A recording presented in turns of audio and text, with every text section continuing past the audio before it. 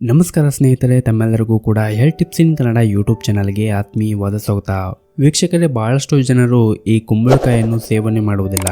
ಇನ್ನು ಕೆಲವರು ಸೇವನೆ ಮಾಡಿದ್ರೆ ಇದರ ಬೀಜವನ್ನು ಬಿಸಾಡಿ ಬಿಡುತ್ತಾರೆ.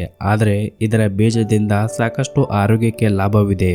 ಇವತ್ತಿನ ವಿಡಿಯೋದಲ್ಲಿ ಕುಂಬಳಕಾಯಿ ಬೀಜವನ್ನು ಸೇವನೆ ಮಾಡೋದ್ರಿಂದ ನಮ್ಮ ಆರೋಗ್ಯಕ್ಕೆ ಎಷ್ಟೆಲ್ಲ ಪ್ರಯೋಜನವಿದೆ ಅನ್ನೋದ್ರ ಬಗ್ಗೆ ಒಂದಿಷ್ಟು ಮಾಹಿತಿಯನ್ನು ಕೊಡ್ತೇವೆ.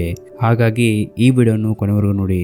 ವೀಕ್ಷಕರೇ, ಕುಂಬಳಕಾಯಿ ಬೀಜವು ನೋಡಲು ಚಿಕ್ಕದಾಗಿದ್ರೂ ಕೂಡ ಇದರಿಂದ ಅಪಾರವಾದ ಆರೋಗ್ಯದ ಲಾಭಗಳಿವೆ.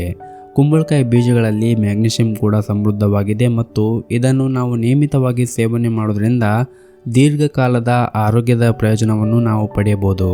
ಈ ಕುಂಬಳಕಾಯಿ ಬೀಜದಲ್ಲಿ ಕಬ್ಬಿಣಾಂಶ ಇದೆ, ಕ್ಯಾಲ್ಸಿಯಂ ಇದೆ, B2 ಇದೆ ಮತ್ತು ಬೀಟಾ ಕ್ಯಾರೋಟಿನ್ ಇದೆ ಮತ್ತು ವಿಟಮಿನ್ ಎ ಇದೆ. ಇನ್ನು ಹಲವಾರು ರೀತಿಯಾದಂತಹ ಪೌಷ್ಟಿಕಾಂಶಗಳನ್ನು ಇದು ಒಳಗೊಂಡಿದೆ. ನಿಯಮಿತವಾಗಿ ಇದನ್ನು ನಾವು ಸೇವನೆ ಮಾಡೋದ್ರಿಂದ ನಮ್ಮ ರಕ್ತನಾಳಗಳನ್ನು ಕಾಪಾಡಿಕೊಳ್ಳಲು ಸಹಾಯ ಮಾಡುತ್ತದೆ ಮತ್ತು ರಕ್ತದಲ್ಲಿರುವ ಕೊಲೆಸ್ಟ್ರಾಲ್ ಅನ್ನು ಕೂಡ ಕಡಿಮೆ ಮಾಡಲು ಸಹಾಯ ಮಾಡುತ್ತದೆ. ಇನ್ನು ಈ ಕುಂಬಳಕಾಯಿ ಬೀಜವನ್ನು ಸಕ್ಕರೆ ಕಾಯಿಲೆ ಇದ್ದವರು ಕೂಡ ಸೇವನೆ ಮಾಡಬಹುದು. ಸಕ್ಕರೆ ಕಾಯಿಲೆ ಇದ್ದವರು ಇದನ್ನು ಸೇವನೆ ಮಾಡೋದ್ರಿಂದ ದೇಹದಲ್ಲಿ ಒತ್ತಡ ಕಡಿಮೆ ಮಾಡುವ ಮೂಲಕ ರಕ್ತದಲ್ಲಿರುವ ಸಕ್ಕರೆ ಮಟ್ಟವನ್ನು ಕಡಿಮೆ ಮಾಡಿ ನಿಯಂತ್ರಣದಲ್ಲಿ ಇಡಲು ಸಹಾಯ ಮಾಡುತ್ತದೆ ಮತ್ತು ಇದರಲ್ಲಿ ಜೀರ್ಣಿಸಬಲ್ಲ ಪ್ರೋಟೀನ್ ಕೂಡ ಇದ್ದು ಇದರಿಂದ ರಕ್ತದಲ್ಲಿರುವ ಸಕ್ಕರೆ ಮಟ್ಟವು ಸ್ಥಿರವಾಗಿ ಇಡಲು ಸಹಾಯ ಮಾಡುತ್ತದೆ. ಇನ್ನು ಇತ್ತೀಚಿನ ದಿನಗಳಲ್ಲಿ ಸಾಕಷ್ಟು ಜನರಿಗೆ ಕೆಲಸದ ಒತ್ತಡದಿಂದ ಮತ್ತು ಮಾನಸಿಕ ಒತ್ತಡ ಸೇರಿ ವಿವಿಧ ಕಾರಣಗಳಿಂದ ಅವರ ಲೈಂಗಿಕ ಶಕ್ತಿ ಕೂಡ ಕಡಿಮೆಯಾಗಿರುತ್ತದೆ. ಯಾರಿಗೆ ಲೈಂಗಿಕ ಶಕ್ತಿ ಕಡಿಮೆ ಇರುತ್ತದೆ ಅಂಥವರು ನಿಯಮಿತವಾಗಿ ಈ ಕುಂಬಳಕಾಯಿ ಸೇವನೆ ಮಾಡೋದ್ರಿಂದ ಅವರ ಲೈಂಗಿಕ ಶಕ್ತಿ ಹೆಚ್ಚಾಗುವುದರ ಜೊತೆಗೆ ಅವರ ದೇಹಕ್ಕೆ ಒಂದು ಒಳ್ಳೆಯ ಚೈತನ್ಯ ಮತ್ತು ಶಕ್ತಿ ಕೂಡ ಸಿಗುತ್ತದೆ.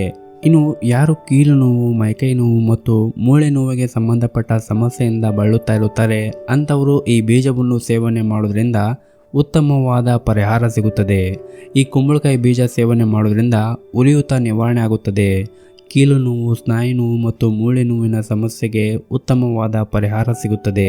ಇನ್ನು ಯಾರು ಸಿಜೋಪಿನಿಯಾ ಕಾಯಿಲೆಯಿಂದ ಬಳಲುತ್ತಾ ಇರುತ್ತಾರೆ, ಅಂದರೆ ಮೆಂಟಲ್ ಹೆಲ್ತ್ ಸರಿಯಾಗಿರುವುದಿಲ್ಲ, ಒಮ್ಮೊಮ್ಮೆ ಸುಮ್ಮನೆ ಇರ್ತಾರೆ, ನಗುತ್ತಾ ಇರುತ್ತಾರೆ, ಒಬ್ಬರೇ ಇರುತ್ತಾರೆ, ಈ ರೀತಿಯಾದಂತಹ ಕಾಯಿಲೆಯಿಂದ ಬಳಲುತ್ತಾ ಇದ್ದವರು ನಿಯಮಿತವಾಗಿ ಇದನ್ನು ಸೇವನೆ ಮಾಡೋದ್ರಿಂದ ಅವರ ಮಾನಸಿಕ ಒತ್ತಡ ಕಡಿಮೆ ಆಗುತ್ತದೆ ಮತ್ತು ಅವರಿಗೆ ಯೋಚನೆ ಮಾಡುವಂತಹ ಶಕ್ತಿ ಕೂಡ ಬರುತ್ತದೆ. ಹಾಗಾಗಿ ಮಾನಸಿಕ ಸಮಸ್ಯೆ ಇದ್ದವರು ಈ ನಿಯಮಿತವಾಗಿ ಈ ಕುಂಬಳಕಾಯಿ ಬೀಜವನ್ನು ಸೇವನೆ ಮಾಡೋದ್ರಿಂದ ಅವರ ಮೆಂಟಲ್ ಹೆಲ್ತ್ಗೆ ತುಂಬಾ ಒಳ್ಳೆಯದು.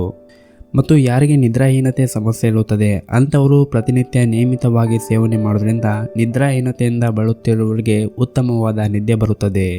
ಇನ್ನು ಈ ಕುಂಬಳಕಾಯಿ ಬೀಜವನ್ನು ತುಪ್ಪದಲ್ಲಿ ಹುರಿದು ನಿಯಮಿತವಾಗಿ ಇದನ್ನು ಸೇವನೆ ಮಾಡೋದ್ರಿಂದ ಮುಟ್ಟಿಗೆ ಸಂಬಂಧಪಟ್ಟ ಸಮಸ್ಯೆಗಳು ಕಡಿಮೆ ಆಗುತ್ತದೆ.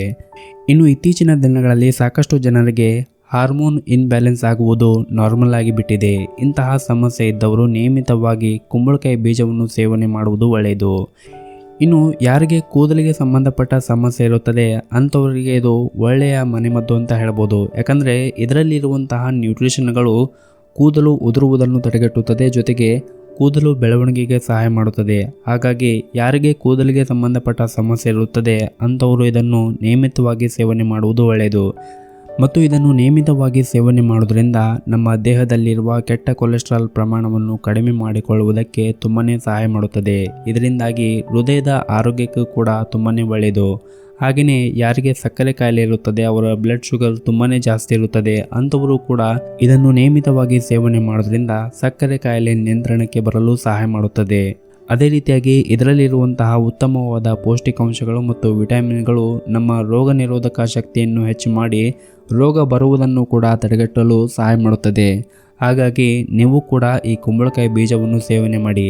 ಸ್ನೇಹಿತರೆ, ನೀವು ಮನೆಯಲ್ಲಿ ಕುಂಬಳಕಾಯಿ ಬೀಜವನ್ನು ತರಲು ಆಗದೇ ಇದ್ದರೆ ಈ ಕುಂಬಳಕಾಯಿ ಬೀಜ ಅಮೆಜಾನಲ್ಲಿ ಕೂಡ ಸಿಗುತ್ತದೆ. ಕುಂಬಳಕಾಯಿ ಬೀಜದ ಲಿಂಕನ್ನು ಈ ವಿಡಿಯೋ ಕೆಳಗಡೆ ಕಾಣ್ತಾ ಇರುವಂತಹ ಡಿಸ್ಕ್ರಿಪ್ಷನ್ ಬಾಕ್ಸಿನಲ್ಲಿ ಕೊಟ್ಟಿರುತ್ತೇನೆ, ಒಂದು ಸಲ ಚೆಕ್ ಮಾಡಿ ನೋಡಿ.